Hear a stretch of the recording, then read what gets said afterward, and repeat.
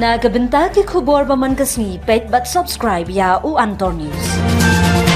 Kublai phi baro kini kilong ki khubor bam ta kasni.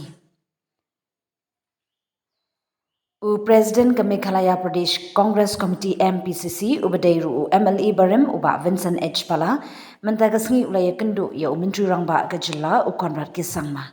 Bana haida ka shithi halor ka jingdawa ba ka DSSH Road day banpen kalano Shakalinti National Highway. Ka DSSH Road kadai ka linti ka badan kambha hakayo ka kon ka jilla na marba ka kit hadu prapo person ka mardoyong na Janti Hills.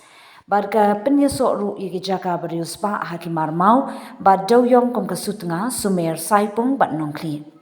Henry Watla kadai ka linti ka bapinmi pisa shibon shaka GHADC bad ka sorkar jilla kala sakut khem maramat hadu minta.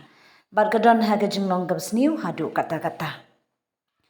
Haga shithi jong-u uba pala ulapan kenmau baga Ministry of Road Transport and Highways MORTH kala depriang banpen kala ya gani ka surok shaka National Highway henry ompat don ka jingpen trekam. Ula kadawru baga sorkar jilla kala depenrung ya gani ka surok kapok ka skim jong ka World Bank henry ka jingdon kam ban sedang no mardor kalong ka bakirki. Kamtam habala nang sniu shushu ka jing sedang surok barki babun ki pat ba ki marjing e managasngi.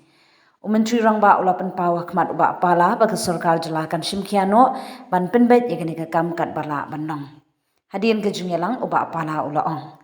Ka surok kam daitan ke sno andre ke jing im bat ke rap haga kamai ke jong ki pat ba. Ka jing pen slam ban pen kala ya ka lawan ra ka jing du jing mentoy ba ka jing jenjar ka bakrau nga pediang so bhai ka jing kular jong menteri rangba ban ngan yai beteng ban yakhi halor kani hadu bagi pat ba kenyo e ka jing ram bat ka surok ka bagi don hok banyo.